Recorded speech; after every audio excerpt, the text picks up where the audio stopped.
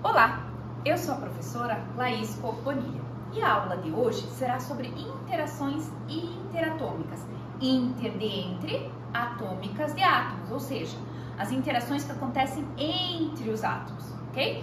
Elas podem ser do tipo ligações iônicas, covalentes e metálicas, e eu vou falar sobre cada uma delas na aula de hoje. Mas antes eu gostaria de explicar por que os átomos fazem essas interações entre si.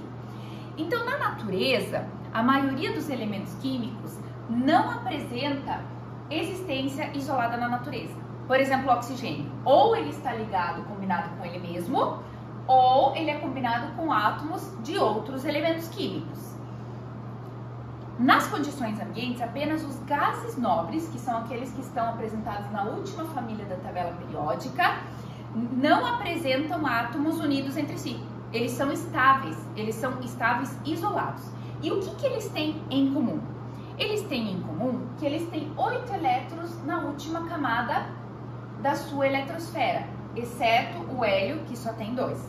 Então, relembrando lá de aulas anteriores, né? Os átomos possuem na sua eletrosfera camadas eletrônicas, onde os elétrons estão distribuídos ao redor do núcleo, ok? E como que a gente faz essa distribuição? Rapidamente passando. O neônio, por exemplo, ele tem número atômico igual a 10. Se ele não perdeu nem ganhou elétrons, o número atômico encontrado na tabela periódica é igual ao número de elétrons. Então, o neônio, ele tem 10 elétrons. Na camada K, só cabem 2 elétrons. Então, os demais 8 elétrons, para fechar os 10, tem que estar na próxima camada, que seria a camada L. Então, a gente pode observar que eles têm 8 elétrons na camada de valência e o L só tem 2 porque ele só tem 2 elétrons, ok? E assim surge a regra do octeto, que diz que um átomo estará estável quando a sua última camada possuir 8 elétrons ou 2, no caso que ele só tenha a camada K, ok? Os átomos não estáveis, eles vão se unir uns aos outros a fim de adquirir essa configuração de estabilidade. Então vamos começar pela ligação iônica. Antes de falar, eu só queria dizer, existem 3 tipos de ligações, a iônica, a covalente e a metálica. A iônica e a covalente são explicadas pela regra do octeto e a metálica não. Veremos isso mais pra frente. Por a ligação iônica, então, vamos considerar 2 átomos. O sódio, tá, de número atômico igual a 11 e o cloro de número atômico igual a 17. O sódio, ele tem 11 elétrons. Se fizermos a distribuição eletrônica dele, vamos perceber que ele tem 1 elétron na última camada. A gente também sabe que ele tem 1 elétron na última camada, porque, olhando na tabela periódica, ele está na primeira família da tabela periódica. E todos da primeira família têm 1 elétron na última camada, ok?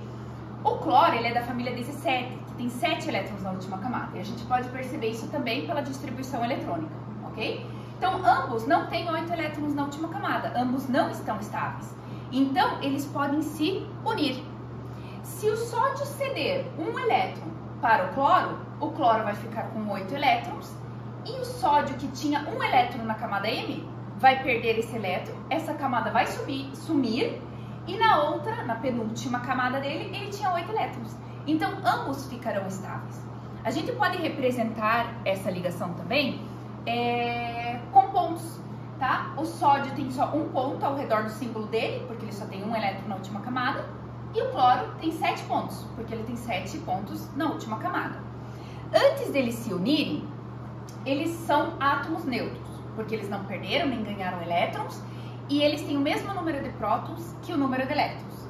No momento que eles se unem, ou eles vão ter um vai receber elétrons, outro vai doar elétrons, ok?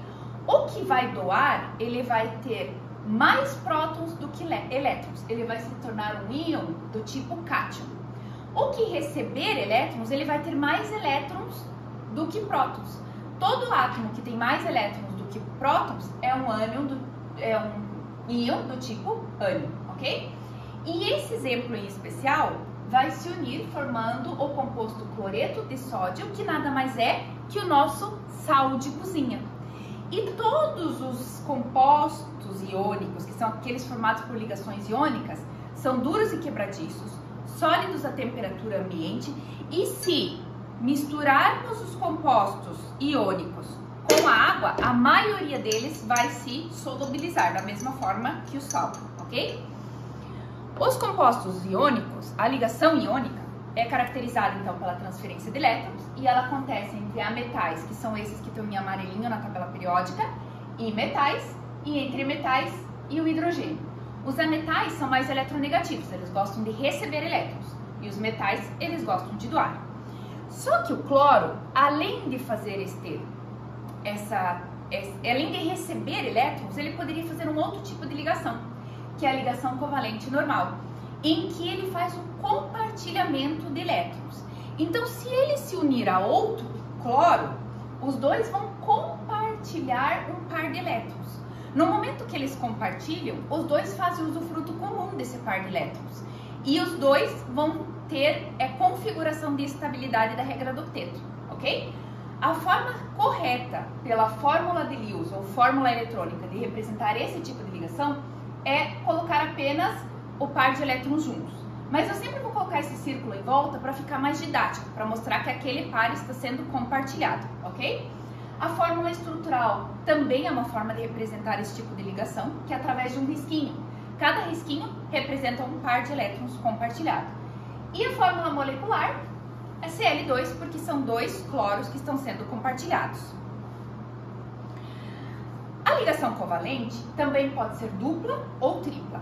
Dupla quer dizer que eles estão compartilhando dois pares de elétrons. Por exemplo, o oxigênio. O oxigênio tem 6 elétrons na última camada. Ele precisa compartilhar 2 para ficar com 8 elétrons na última camada. O nitrogênio, ele tem 5 elétrons na última camada. Então, ele precisa compartilhar 3 para ficar com a configuração de estabilidade. Então, assim, a gente tem ligações duplas e triplas covalentes, ok? As ligações covalentes acontecem entre ametais e ametais, entre ametais e o hidrogênio e entre hidrogênios. E os compostos iônicos, eles têm como característica que eles podem ser sólidos, líquidos ou gasosos na temperatura ambiente. Eles têm ponto de fusão e ebulição menor do que os compostos iônicos. E eles impuros não conduzem corrente elétrica. E por fim, temos... antes de falar das ligações metálicas, eu ainda quero destacar o hidrogênio. Temos que tomar muito cuidado com ele, porque ele só tem um elétron na última camada, mas ele fica estável com apenas 2, da mesma forma que o hélio. E ele pode fazer tanto ligação iônica, por exemplo aqui com o sódio, em que o sódio está doando um elétron para ele, quanto ligações covalentes, em que ele compartilha elétrons com outros elementos químicos. A água, por exemplo, é um composto molecular, porque é formado por ligações covalentes, ok? Entre o oxigênio e o hidrogênio. E por fim, temos a ligação metálica. A ligação metálica, como o próprio nome diz, acontece entre metais. Sabe-se que os metais são bons condutores de corrente elétrica, mas além de bons condutores de corrente elétrica, eles são também bons condutores de calor. Assim como, por exemplo, as panelas de alumínio, as formas de alumínio, ok? Eles são dúcteis, eles são maleáveis. Mas como eles são bons condutores de corrente elétrica, a gente imagina, tá, que ele também tenha uma estrutura de elétrons livres para permitir que a corrente elétrica passe por ele. E assim surge o modelo do mar de elétrons. O modelo do mar de elétrons postula que o metal sólido é constituído por átomos metálicos, aqui eu fiz um exemplo do alumínio, ok? Que estão em posições ordenadas com seus elétrons da última camada, ou seja, da camada de valência, livres para se movimentar por todo o metal. Então, o modelo do mar de elétrons diz que um metal é um amontoado organizado de íons metálicos positivos mergulhados no mar de elétrons. E esses elétrons livres, além de permitir a passagem da corrente elétrica, também faz com que esses átomos estejam unidos entre si. Não a regra do octeto, mas sim esse mar de elétrons livres, ok? E o agrupamento de átomos de metais forma o chamado retículo cristalino metálico. Então, para concluirmos, temos 3 tipos de ligações. A iônica, que é caracterizada pela transferência de elétrons entre metais e ametais, entre metais e o hidrogênio. A covalente, que é caracterizada pelo compartilhamento de elétrons, não transferência, compartilhamento, entre ametais e ametais, entre ametais e o hidrogênio e entre hidrogênios. E por fim, a metálica, que é representada pelo modelo do mar de elétrons e acontece entre metais. Bom, na próxima aula vamos estar aprofundando mais esses 3 tipos de ligação. Vamos falar sobre as ligas metálicas e hoje ainda eu vou passar para vocês uns quizzes de atividades para avaliar vocês a respeito da aula de hoje. Até mais!